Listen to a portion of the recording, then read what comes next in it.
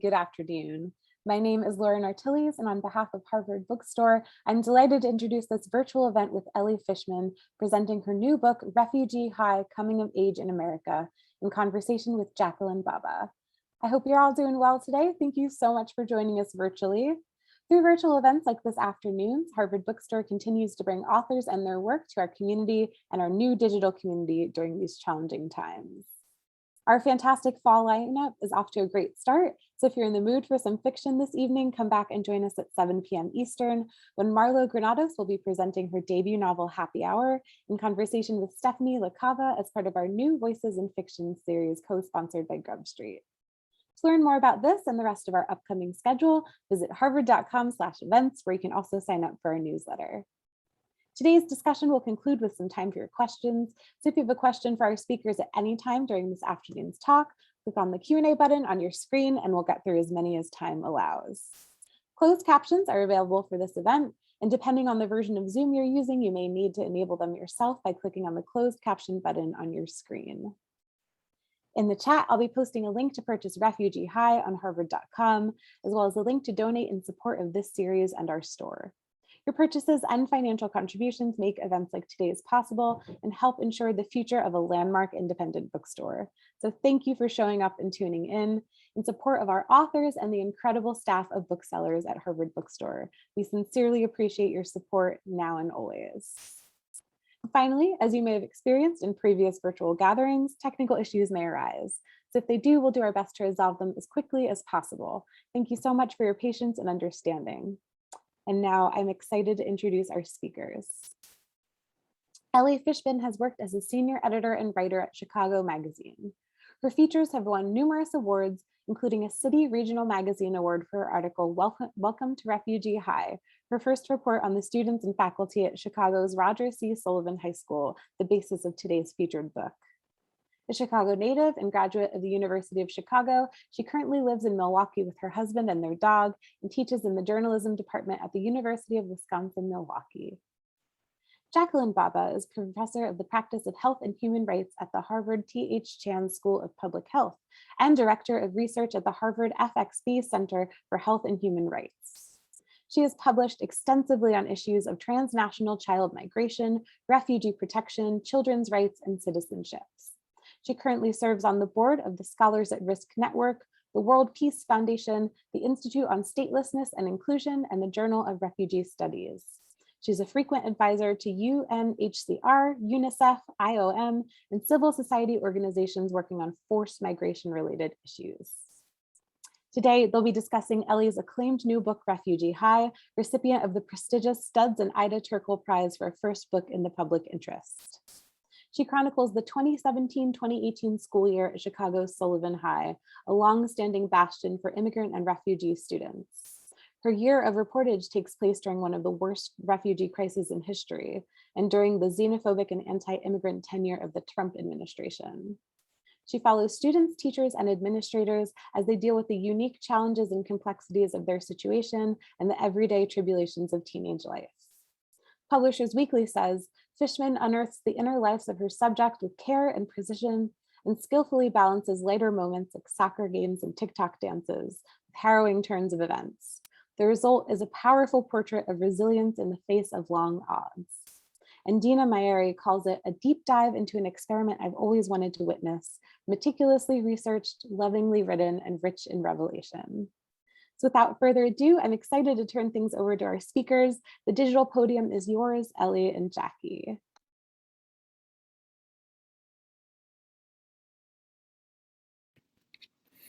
Hi, thank you so much for having me. I'm so Hello, happy everybody. to be here. Nice to be here as well. I thought I might start with a short reading from the book, Refugee High. In the book, I follow 4 students from 4 corners of the globe, and we see how their school year unfolds over a single school year and get to know their families and their backstories a bit. And so I thought I would introduce one of the characters from the Democratic Republic of Congo. His name is Belenge, and this is his first day of school at Sullivan.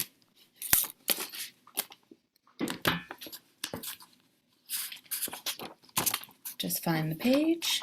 Okay. Belenge. Pausing just inside the metal detectors, Belenge, who has arrived with his younger brother Asani, stands frozen at the edge of the Sullivan hallways. The fast-moving stream of students bends around the boys. Belenge and Asani are no strangers to chaos.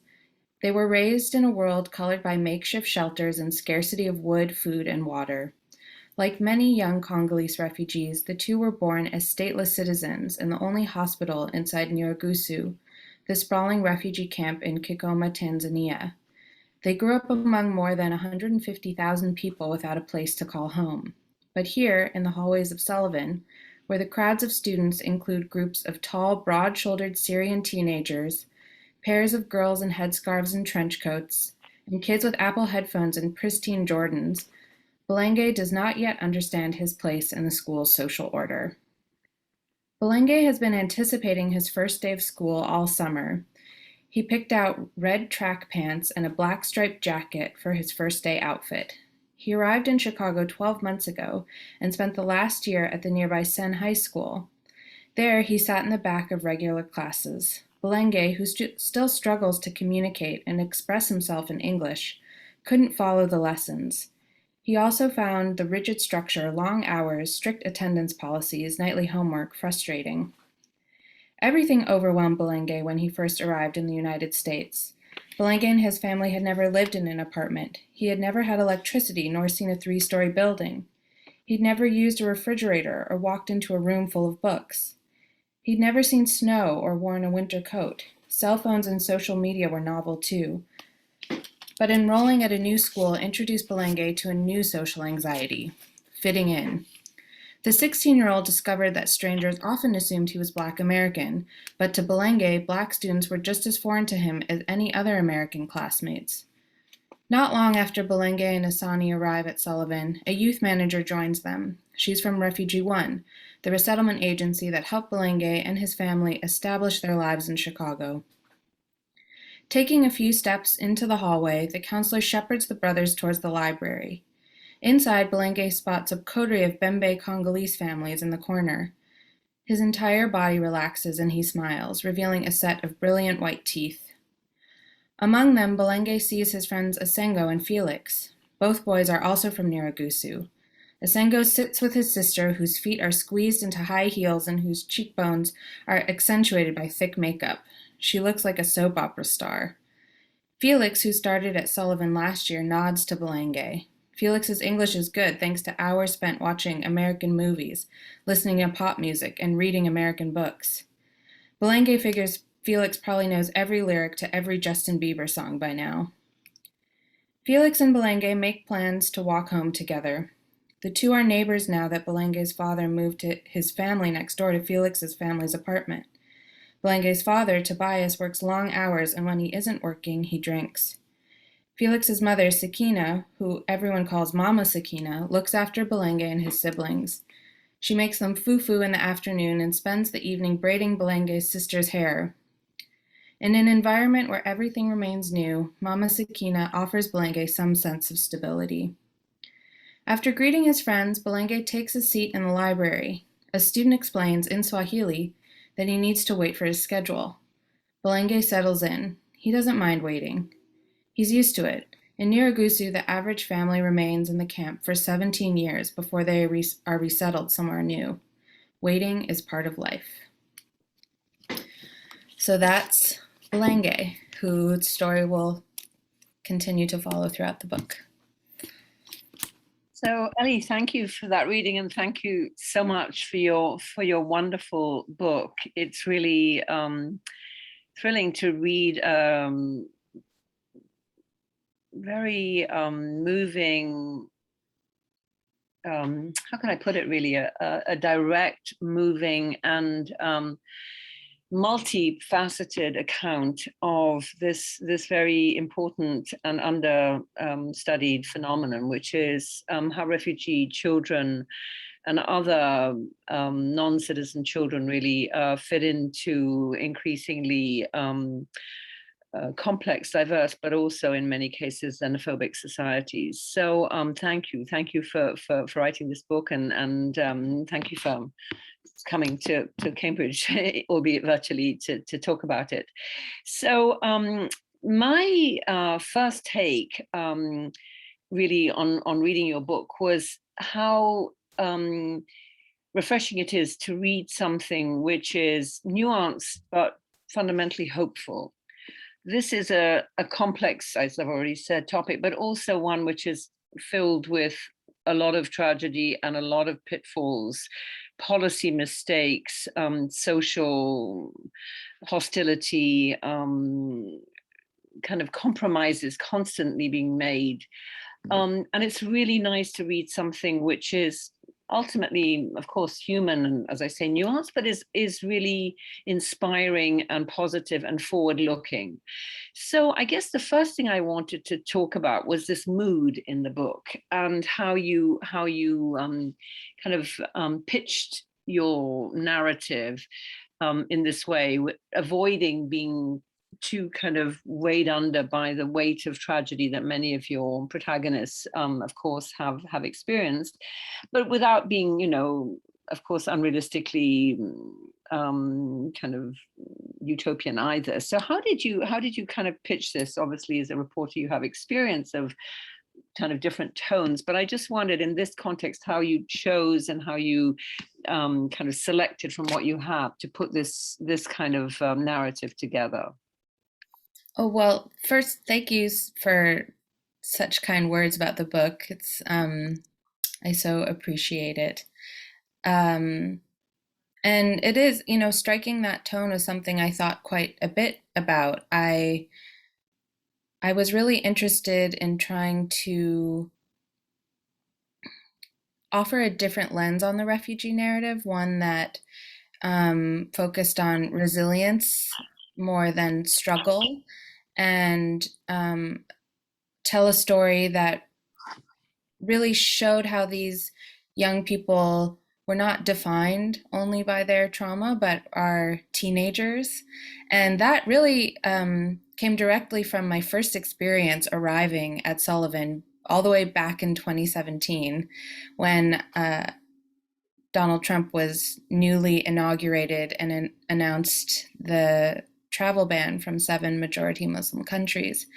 And I wanted to, it kind of awakened me to the fact that there were refugees arriving in Chicago. They were now being met with these new draconian executive orders. And it raised the question for me, who are they and what are their lives like here? And I've always been interested in stories of young people, particularly because young people are just filled with hope simply because they're young in a way, and they're still so forward looking, and there's so much forward momentum in their lives. And that means for me as a reporter, schools are some of the most exciting, dynamic places to report out of and spend time in. And so around that time, I looked for a school in Chicago where refugee youth were landing, and was pretty quickly pointed towards Sullivan on the northeast side of the city in this neighborhood, Rogers Park, which is the most diverse neighborhood in Chicago. And I've read in various places, one of the most diverse in the country as well. And when I walked into Sullivan for the first time, I was just so struck by the languages, the visual languages, the auditory languages, the many different, the style languages unfolding and inside the school. And there are 40 languages spoken at Sullivan. There are kids from 35 different countries. And that's an amazing data point to encounter. And you can feel that as soon as you walk in the building. But you're also just walking into a high school where kids are being teenagers. And so from the first moment I stepped in through the doors, I knew that I wanted to marry those two elements of these kids' lives, the fact that they're young people and the fact that they are refugees and immigrants who have incredible, harrowing, heartbreaking, and hopeful stories. Yeah. So just to build on that, I was also very struck by this the duality between, the intersection between being a child or a teenager and being a refugee. It's really at the heart of your book. And of course, these are quite different identities often, which are dealt with in different spheres. And it's only really in the last, I would say, 20 years, in the span of my working life, that the kind of Venn diagram has coalesced, that people who know about refugees and who know about migration also now, or people who know about children and issues to do with children, including education, that they've actually come together to think about where this overlap happens. And so, as you rightly say, I think there is this really interesting duality, at least duality, between, on the one hand, as you say, the ordinary complexities, joys, tragedies of being a teenager, the struggles with identity, with sexuality, with family, with school, with authority, with future, with money, with drugs, with all the kind of things that are really intensely present in adolescence, on the one hand. And on the other hand, the much more adult world of leaving home and leaving your kind of familiar bearings, your language, your food, your weather, your friends, your sense of being part of a majority, and suddenly becoming a kind of an other, a visible other very often. So these are two really complex worlds which you're looking at in this context. And I think one of the things, certainly in scholarship now, is an awareness that too much of the work that has been done in the last couple of decades on child and adolescent migrants and refugees has really usurped their voice. That there are policymakers talking about the rights of the child, there are policymakers talking about the best interests of the child. These are all legal terms which apply. But the voice of young people, particularly, obviously very small children, it's harder. Though, from the age of, I would say, about 6 or 7, children do actually have pretty clear views of what they want and kind of rational views. But certainly for teenagers, that voice is really important to elicit, because it is often surprising and enriching for adults, of course, to learn that. It's mischievous, it's playful, it's irreverent, it's original. It's so I think that's really important. So one of the things I'd like you to maybe talk about a little more is in your research and your working with this community around Sullivan, how you saw, if you did, the kind of different identities of the kids in school and at home, in the kind of navigating their cool or other identity with their peers on the one hand, and on the other hand, fitting into the complexities and often the rigors and sometimes, the hardships, the depression, the anger, the violence, sometimes in the home settings. So I just wondered if you could talk about that a little bit. Yeah, I so echo, and the book so echoes everything you're saying. These kids, they have to play so many different roles in the span of a single day and in their lives in general. And so much of that plays out between the home and school and work too. Many of them go directly from school to work because in a way, when they arrive here, because they are young and put into school within 3 weeks of resettling, and that's a law, or I don't know if it's a law, but that's mandated, that kids need to be put into school and have access to public education, which is an amazing thing. They start to acclimate and learn English at a far more accelerated pace than their parents. And so they quickly become almost like a parent figure to their parents, because they are the translators, they are the ones getting jobs, they are building community in a way that their parents often don't have access to. And many of their parents... Really a role reversal. Yeah, exactly. And so then in some ways, school becomes a place where they get to act out being a teen. So, and on top of that, some of them have never been in co-ed school, so being next to the opposite sex is very exciting and very overwhelming. Also, just having a space to play in a life where there's not or hasn't been a lot of room for that. is something that you see at Sullivan. Sullivan can feel kind of chaotic, but what I've learned is that that was very purposeful on the teacher's part, because they understand that play and that sort of sense of freedom is a really important thing to cultivate for the kids, because they often don't have that anywhere else in their day or in their lives. Mhm. And that's one of the reasons in the book I decided to spend so much time in what I called the organic spaces of the school, like the library and the cafeteria and the gym and the hallways, because that's, the classroom is understandably somewhat rigidly structured, but you really get to start to see the kids' personalities come to life in the passing periods, during their lunch hours, when they're just hanging out with each other.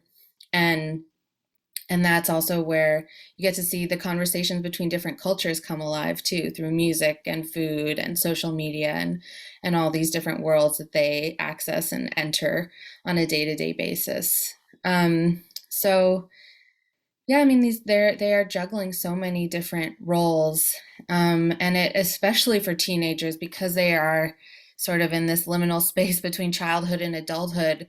A lot of that falls on them. A lot of them become the caretakers for their younger siblings too, picking them up from school, looking out for them, going to translating at parent-teacher conferences.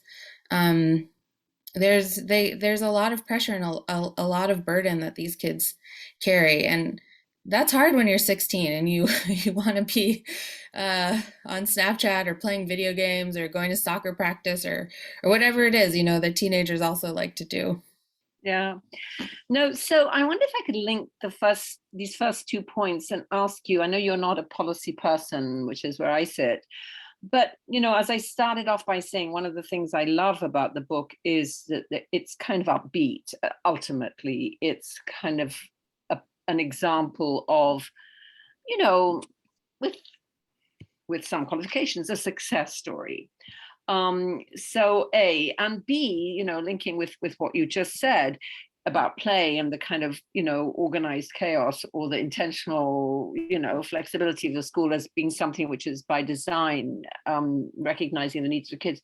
If you were to identify, I don't want to put an exact number, but, the 3 or 4 most important kind of aspects of what really works in the school, if you were kind of, say, you were put in front of a policy audience of saying, well, Ms. Fishman, we are really struggling with refugees and refugee children in America, and a lot of, racism, and there's a lot of kind of educational failure, and there's a lot of school stress and so on. So, our school's not really doing well. What are the kind of takeaways from your experience, apart from what you just said about play?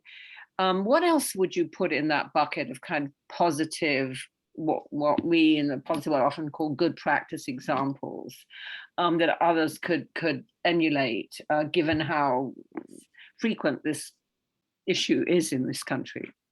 Yeah, well, it's something I've been thinking about quite a bit with the new school year starting, and now a new wave of Afghan refugees arriving, and refugees from all over. If with the Biden's administration of a promise of 150,000 resettled refugees, which I know some are pushing to raise even to 200,000. And also, additionally, as kids are just returning to the school after 18 months away with all kids and adults, all kinds of trauma and experiences that have unfolded in this pandemic. And it's definitely made me think about the lessons that can be learned and gleaned from a place like Sullivan, that I really think of as a place that highlights trauma-informed teaching and understands that taking care of the kids and their well-being is a necessary requirement to help them excel in a learning environment and in an educational and curricular way. And so something that came up a lot and in my reporting, and that I find myself talking about a lot now, is the Maslow hierarchy of needs. So making sure that kids feel safe, and they have food, and they have shelter, and they have mental health services, and they have community first. And only when they can feel stable and safe do you then start to think about, okay, what grammatical lessons are we learning today? How are we, moving forward in a more linear educational curricular way? And I think so many schools, if not every school, could take a similar approach to kids returning to the classroom, especially given what we're all still living through and coming out of over the last 18 months.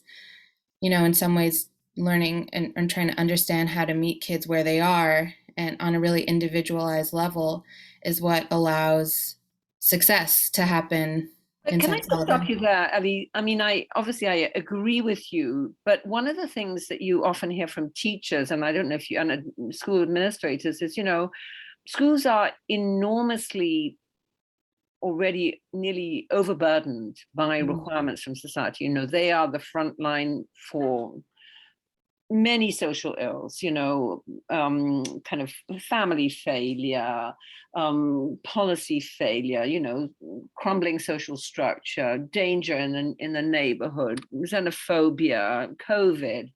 There's so many really acute social problems, and the schools are in the front line. So how much can we, and often, as we know, and this is still the case, and let's hope the big $1 trillion package goes through, but schools are desperately underfunded. Their infrastructure is underfunded, their curriculum materials are underfunded, their spaces are underfunded. So how do you strike the right balance in your view? I agree, you would ideally, every child should be properly nourished. There should be, breakfast and lunch for sure. There should be really good counseling to make sure that kind of physical and mental health issues in the home are addressed. There should be issues to do with exercise and food and kind of developmental issues, which the school needs to address. School needs to address issues to do with civic behavior and, environmental issues and so on. So how I mean, this is in a way a broader question, but I think particularly where you have, as you say, so many languages, such a complex poverty that you're trying to deal with, isn't there a risk that the educational mission will just kind of get submerged, and that really what we really primarily want out of school is for children to have skills and capabilities that enable them to go on and generate productive and rewarding lives, and are we in danger of putting too much pressure on schools to become social workers? So how do you see this, and what was your experience in the school, and what maybe how did the teachers reflect on that? Because I've had this again and again when I've gone to school talking about issues to do with undocumented status or issues to do with gender-based violence, and the schools say yes, but we can't do everything. We're not the only game in town here. We are trying to teach children, and our mission is to get kids to learn and to be curious and to be competent and to speak languages and understand science, and and the school day is only so long. So I mean, a lot of issues, but I just wonder how you think your way through that, given the time you've spent in this remarkable high school. Yeah, it's so true. I mean, the school is the only or last remaining net for so many of these kids, and have to catch them in all the ways in which you've pointed out. And there's so much expectation and so much pressure on schools to fill all these different roles. And in a public school, in a system that is chronically underfunded and also relies on a particular kind of funding, which is bodies in the building. So one of the challenges at Sullivan is that they built this program for refugee and immigrant students. They began really focusing on it during the Obama administration. And when I first started reporting in 2017, that year they had over 100 new refugee students arrive over the course of the year. And that meant that just because of the way the funding works in Chicago public schools, that they had additional funding to continue the program forward. And then that drastically changed in the following 3 years, where very few refugees were coming into the country, and then by extension landing inside Sullivan, which meant their budget was severely impacted. And it was this yo-yoing effect that was just a direct reflection of policies at the highest level, and then also how it works on a local school level. And that's an additional, I mean, you can't ignore that burden and that challenge when it comes to a school trying to serve its community. And I think one of the smart things that they did at Sullivan was they recognized themselves as a limb of a neighborhood, and they really try and tap other resources in the neighborhood and work with them. So in a place like Rogers Park, there are many nonprofits that work with immigrants and refugees, and there are several resettlement agencies, and there are very motivated neighbors who want to support these kids. And the school sees itself as not only a space for educational learning, of course, which I also think is an interesting question, because you mentioned, a school's job is to make sure kids can be successful and move through life. So, what is a question of success? In many cases, we have a really rigid idea of what success looks like, and it's measured by very particular data points, test scores and graduation rates and things like that. But also a space like a community space, a part of a neighborhood, a part of a community, and welcoming, other groups in to kind of help fill in some of those roles, because it is a big burden for one place, and one place with so many pressures at any public school, and especially a somewhat small public school, which Sullivan is. I mean, there are 600 kids in the building, so by Chicago standards, that's small.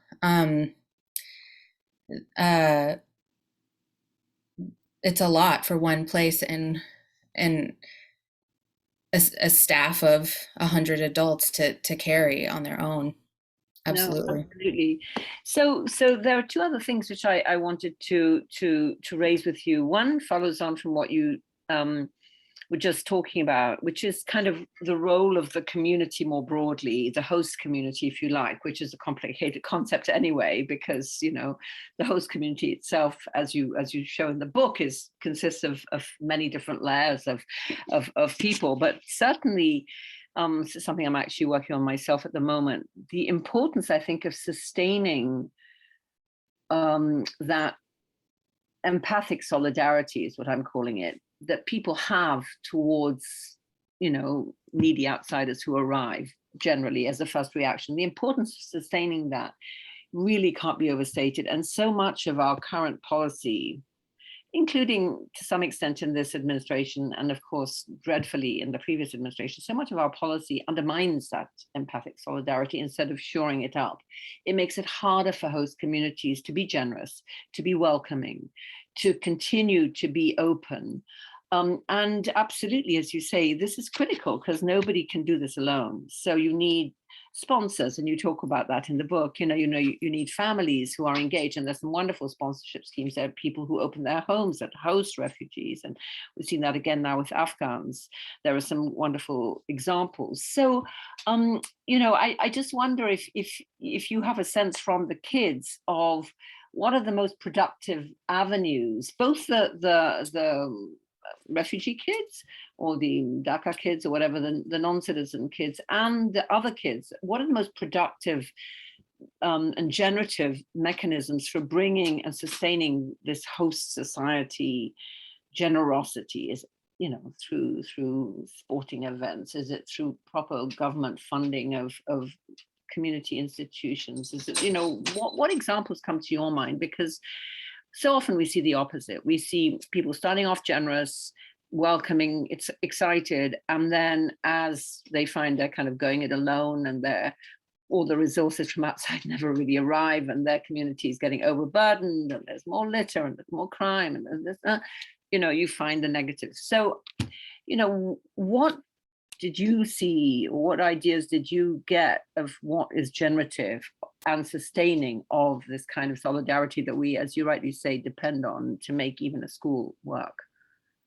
Yeah, well, it's interesting you asked me this question this morning or this afternoon, because I was just at a community event at Sullivan yesterday, and it was an opportunity to celebrate the teachers and the students and the community in which the school sits. And Sullivan is this amazing place where it's been open since 1929 and has served immigrant and refugee kids or first generation kids since it opened. And it has this really motivated and dedicated alumni network who came out in droves last night to support these kids and the school. And since this book has come out, which was about a month ago, almost every week I get one or two emails or a comment on, a story from a Sullivan alum who want to share their experience. And I've never seen that with a school to the extent that I've seen it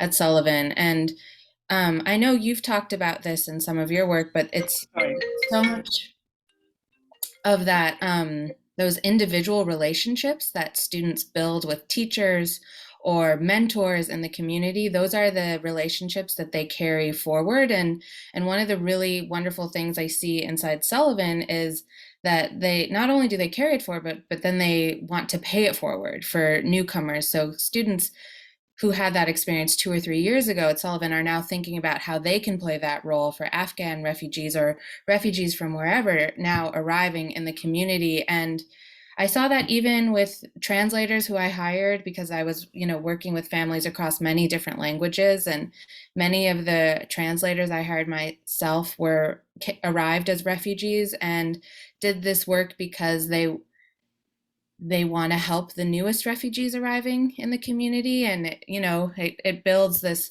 really wonderful network. And then, in terms of the sustainability, so what I've seen is just so much kind of individual generosity and neighborliness. And I think the refugees who land in Rogers Park are really lucky to land there. I'm not sure every neighborhood in every city is the same. In fact, certainly I know it's not, or they're not. So Rogers Park is a really unique place. And I think, there are actually several schools where refugee kids could go in Rogers Park, but the resettlement agencies really encourage families to bring their kids to Sullivan for that very reason, because it has kind of created this constellation of support and community around the building. And that makes a huge difference in the immediate and also in the long term as well. That's true. In fact, there's a lot of interesting recent research which shows that one of the things that really contributes to well-being in refugee communities is precisely living in a diverse neighborhood. I mean, there's some interesting research just recently been done in Europe, which shows that obviously access to employment and to, earning capacity is critical, but in terms of well-being and genuinely contributing to thriving, this sense of being part of a diverse network is critically important. So, just like the story, what you read about your Bulenge finding the other Congolese kids is completely, I mean, it's in a way, it's intuitive anyway, but it's, you fit in better more generally if you have a sense of this kind of supportive network which you can see yourself in a way. So that's interesting. So the last question I wanted to ask you, and I think unfortunately I'm running out of time, I have to go to class, but is more technically about refugee education, which is obviously one of the issues in your book. And so we were chatting before, I was saying there's a lot of interesting recent scholarship looking at refugee education critically and thinking how one could do better than we have. And there's been a dramatic shift from the idea that refugees should be educated separately in camps or even, in separate classrooms in schools if they're not in camps anymore, and, stick to their language of origin and their curriculum. And I spent some time in Rohingya refugee camps in Bangladesh, and there, the idea is that they are taught to read Burmese, and they're taught the Burmese alphabet, and they're not taught the, Bangla, they're not taught the local alphabet or the local language in Bangladesh. And the idea is partly, I mean, it's a complicated set of reasons, but that is reflective of a whole older school of thought, which was that refugee children are separate, they have their separate needs, they have their separate history. And partly for them and certainly also for the host community, you know, better to separate.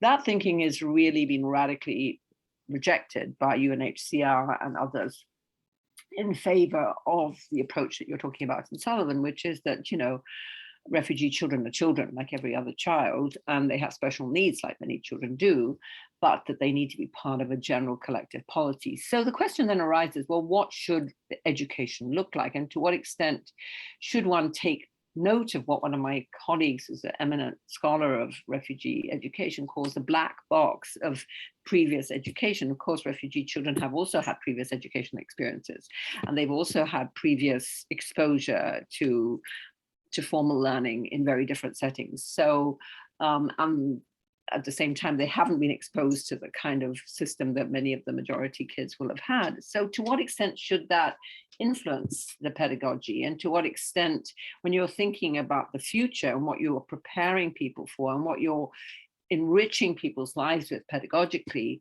you know, what is the history? What is the future? What is their future looking like? And what should be reflected in the curriculum, in the way you teach history, in the way you teach civics, in the way you teach languages? You may not have thought about this in this way, but I think it's a big question that comes up when you're looking at a high school dealing with so many different languages. You know, you can't teach the history of all these different countries. Maybe you can have kids do special projects. I don't know. So I just wondered if you could reflect on that for a couple of minutes before I say bye.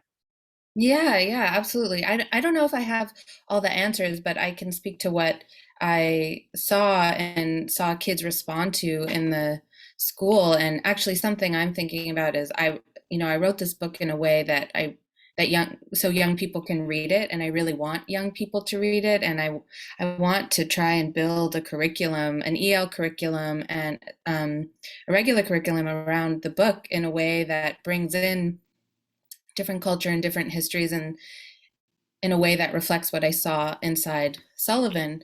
And it is, you mentioned special projects. I saw a lot of that. I mean, I think more than anything, what I noticed is how nimble the teachers are and the school has to be to respond to new waves of kids arriving, because it changes as the world changes. And if you develop something that worked for Nepalese refugees, and then suddenly it's the next wave of kids who come are Syrian, many of whom graduated high school, even potentially started college, but arrived without any of their papers, and then have to be put in a freshman class.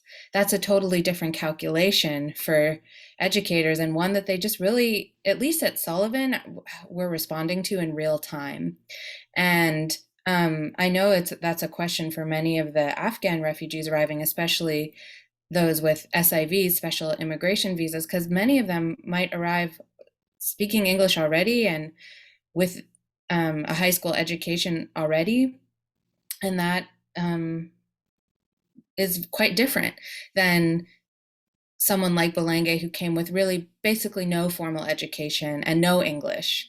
And yet they're in the same high school and the same age. And so it's constantly changing. And I think finding ways, the thing that I saw that I really grew to appreciate in the school was how they would take any lesson and try and encourage kids to bring their own experiences to the table. And, they're constantly, the staff meeting each week, trying to assess, is this student in the right class?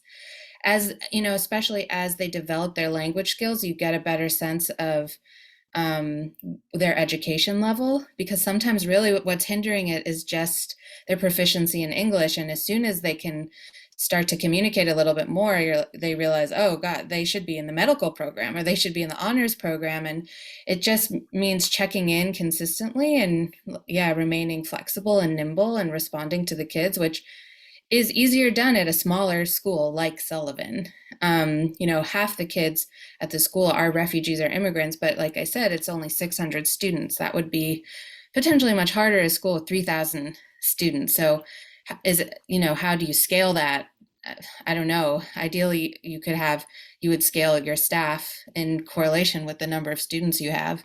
But in terms of what works pedagogically, those were the kinds of lessons and moments in the school that I felt were so successful and that kids responded so well That's to. a really important point. I think your point about flexibility, and one of the things that also my colleagues talk a lot about in a kind of laudatory way is being really respectful of children as students and learners. So you're actually listening to them and responding to their needs and really taking this pedagogical role very seriously rather than being dismissive of it. So yeah, as you say, reassessing kids as they learn more English and as they are more able to express themselves and demonstrate their abilities or their lacuna, whatever it is. I mean, that's really important. So yeah. Well, listen, Elly, unfortunately I have to jump off, but really lovely to talk to you. Congratulations on a terrific book, and I look forward to hearing more about it.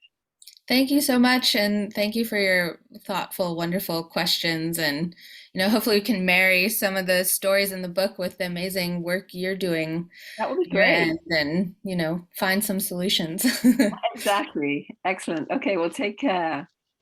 Bye. Bye. Bye. Thank you so much, Jackie. Bye. All right, I'm going to jump in to ask you some of these audience questions before we break. We've got some great ones in the queue so far, but if anyone else watching wants to answer or ask a question, please put it in the Q&A box at the bottom of the screen. Okay, I'm going to start off with this one, which asks, how did Sullivan High become a haven for immigrant and refugee students in the first place? It's a great question. So, as I mentioned, Sullivan has been open since 1929, and it sits in this neighborhood, Rogers Park in Chicago, which has long been a neighborhood and that has welcomed refugee and immigrant families. And so for the first several decades, Sullivan students were mostly Jews and first generation Jews. And those are, when I talk about the really enthusiastic alumni network, it's many of those graduates who come and really feel indebted to the school and connected to the newest refugees and immigrant students arriving. But more recently, I would say a lot of it can be attributed to the current principal, Chad. His name in the book is Chad Adams. He changed his name to Chad Thomas recently. But when he stepped through the doors of Sullivan in 2013, he immediately took note of the refugee and immigrant kids in the school. And, as someone who was, so before Chad had arrived at Sullivan, he worked at a really challenging school on the south side of the city where he lost many students to gun violence. And so when he got to Sullivan, he was experiencing kind of his own PTSD and trauma. And I think it was really important to him to create a school that could foster a safe and productive education environment for kids carrying trauma and similar burdens. And so he noticed the refugee and immigrant students right away and realized that in this neighborhood where many of the refugee families arriving in Chicago landed, Rogers Park, they didn't really have a dedicated school. And so he really made it his mission to turn Sullivan into that place. And that's kind of where the more recent story of Sullivan as a school for refugee and immigrants begins. Fascinating. All right, this attendee is asking, what drew you to the subject matter and what was it like to immerse yourself in this work as an outsider to the communities of these students? So I've always written about, I grew up in Chicago. I went to university here, and I worked here as a journalist. And without realizing it, I've often, if not almost always, written about young people and young people in challenging circumstances, young people whose stories I feel like need to be amplified. And the reason I've always been drawn to stories like that is because I feel like it makes us better citizens. Understanding those stories and hearing those stories makes us better citizens. It makes us better neighbors, and it, ideally makes the city work better for everyone. And with this particular, if I do my job right, which, maybe I don't always do, but I try. And with this particular story, I first was drawn to it back in 2017 when that travel ban was announced, and I went to a protest at O'Hare, the airport in Chicago, and just had a very visceral reaction to that experience and wondering who these families and young people were arriving on the other side of the wall. And the wall, not the border wall. I mean the wall at the airport. But actually, I do follow an asylum seeker from Guatemala who did come through the Texas border in the book. And I wanted to just understand what their experiences were. And, as an outsider, I was very aware that I was coming into a community that was not my own, a school community, different refugee communities, a neighborhood, and wanted to be really respectful and thoughtful. So I spent a lot of time just observing and having casual conversations with kids and encouraging them to ask me questions and making them feel like they had agency before I ever even took out my recorder. That was really important to me. And identifying kids who felt excited and motivated to be part of this project, and never pushing anyone to be part of it if they felt uncomfortable. And then, on a lighter note, just being in a high school every day is tough. It's showing up at 8 a.m. and being surrounded by high school students. You start to look at your outfits and wonder if you are cool, dressed cool enough, or, all those teenage anxieties are right there beneath the skin for forever. But it was also really such an amazing and joyful experience to get to spend time with these young people and their teachers too. That's great. And I so appreciated what you guys were saying in the discussion before, that you were trying to center their voices, because we often don't hear the voices of younger refugees. I guess in that vein, this next question is, are there any anecdotes or stories that didn't make it into the book that you wish you could have included? Oh, so many. I can't tell you how many times someone, even since writing the book, because I'm still in touch with everyone, will tell me a story and I'll be like, oh man, I really wish you had told me that like 2 years ago, so I could have had that in the book. I mean, I could have chosen 4 completely different kids many times over and still found harrowing, heartbreaking, wonderful stories to tell. And, even though a book is long and comprehensive, it's still an exercise in editing. And there's so much that ended up on the cutting room floor, especially after 3 years of reporting. And every year there are also new kids coming into the building who have incredible stories. And my hope is that I'll get to continue to tell some of them, because they're, as we mentioned earlier, like my goal is to put these stories front and center, and to use the platform that I feel really lucky to have to help them share their experiences so we can understand their world better. So hopefully you'll be hearing more from me and more of these stories as well. I hope so. Well, yeah, this other attendee is asking, have you been able to keep track of the outcomes of the students from this class year? And are refugee and immigrant students who pass through Sullivan generally able to stay in the country after graduation? Yeah, so I am in touch with them. A couple of the students are now in community college and they're doing great. One of them is now living up in Appleton and working and saving to go to school. And funny enough, there's like a growing Congolese community in Appleton, Wisconsin. That often happens. One family will go and it's cheaper than Chicago, and they also can have some land and they farm and they love having that connection to the land. So, and there are jobs up there. So several families moved from Chicago up to Appleton. Alejandro, the student I mentioned from Guatemala, he's working. He now has a kid. His status is still somewhat tenuous, unfortunately. But for refugees, one of the protections that they have if they arrive with refugee status is a path to citizenship. So if they want to stay in the country, they can. And actually, 2 of the students in the book are now citizens.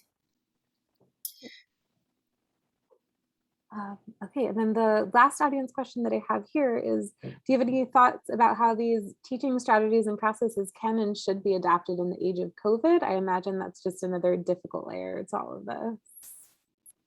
It is. I was back in the school last week as school was starting again, and it's so hard. I mean, these teachers, their job is so hard no matter what, but especially with English language learners, having a mask is prohibitively challenging because when you're learning a language, you're reading lips and maybe you're shy and you're not projecting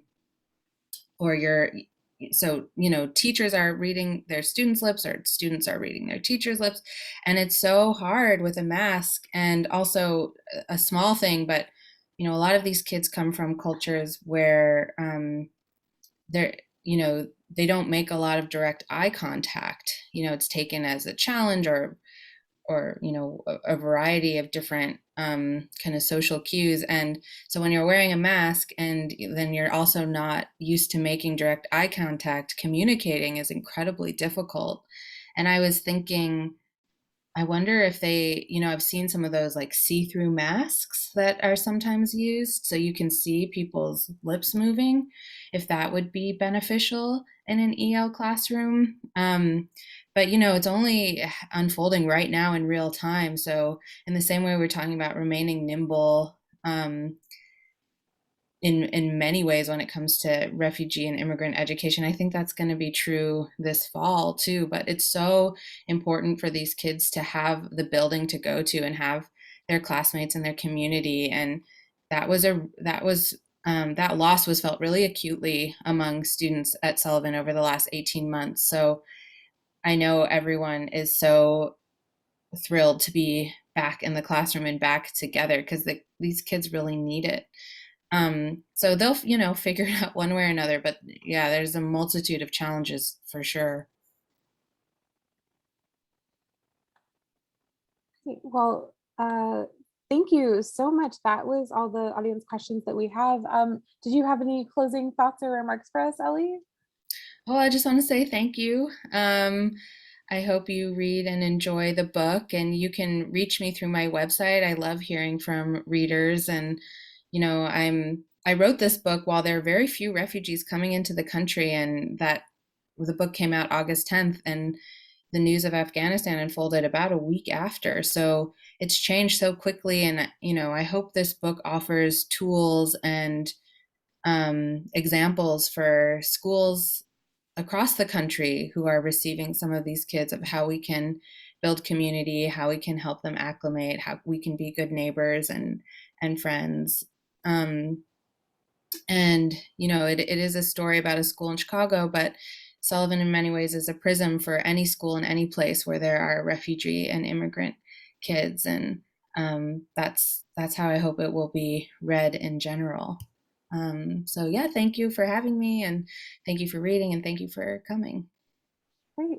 Thank you so much for taking the time to talk with us today. This was a fabulous discussion. Thanks again to Jackie for stepping in, and thank you to all of you for spending your afternoon with us. Please learn more about this fantastic book and purchase a copy of Refugee High on harvard.com. And on behalf of the Harvard Bookstore here in Cambridge, Massachusetts, have a great rest of your day. Keep reading and please be well. Thank you so much. Thank you.